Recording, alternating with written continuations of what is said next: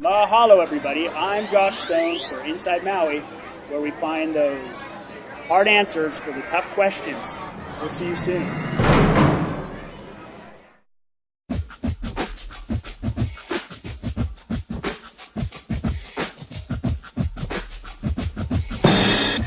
You are Inside Maui. You're inside. You're on the inside. Inside Maui. Stay tuned.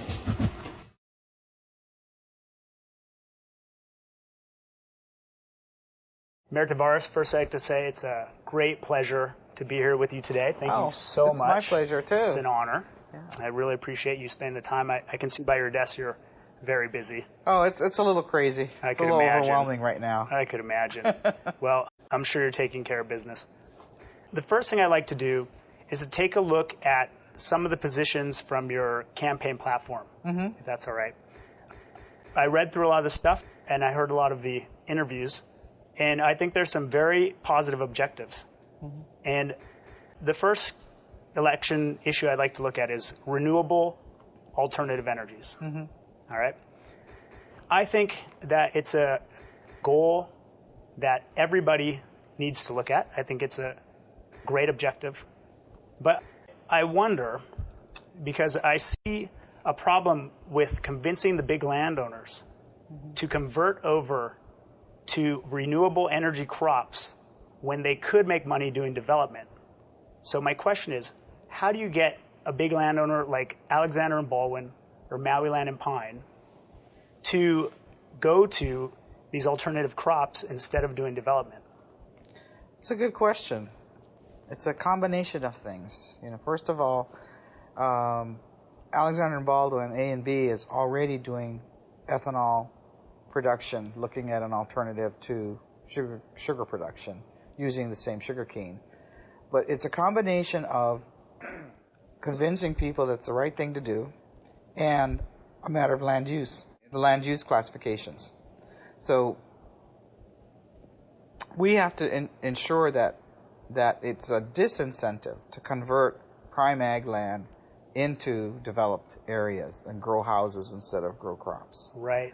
So it is a twofold thing, and it actually gets a little more complicated because you got state tax credits, you got federal whatever credits. There are incentives to help people get in the right direction. But sometimes it's not just a matter of we want them to change crop and then they're going to process like biofuels. It's a lot of capital investment for a company to undertake that. So we all have to be part of that project, not just expect that the landowner is going to voluntarily do that when they can make money otherwise. Exactly. And I understand what your point is it's a great way to protect ag land because if we have that conversion over, we're still seeing all the green. Yes. But what specifically would you do to, if it came to it, force these landowners to actually make that conversion? Well, I don't think we want to even go force.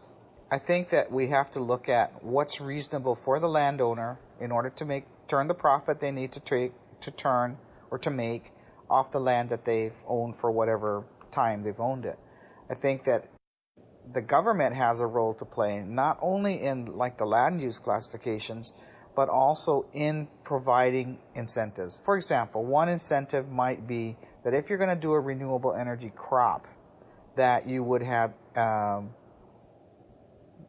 a tax abatement period, real property tax abatement, which is what the county can control. Right, good idea. So you might not pay any taxes the first year, and then you pay 10% the second year, 20 all the way out to 10 or 11 years out, to help them to recoup some of their costs and keep their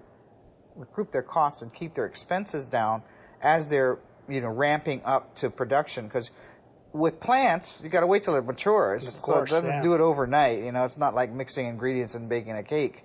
So you have to allow that growth time where there are going to be no profits. So anything or what's reasonable for the government and the private sector to partner in or to help get this goal accomplished, we have to participate in it. And my objection, or not my objection, my view on it has been that county government has waited for the state and the federal government to do all of that. I believe the county has a role to play, and we should be playing it. And that role is to get active in the things that we can control that we control or that we offer incentives to, not just the state and the federal government. Aloha, I'm Josh Stone, and you're watching Inside Maui on MauiToday.tv.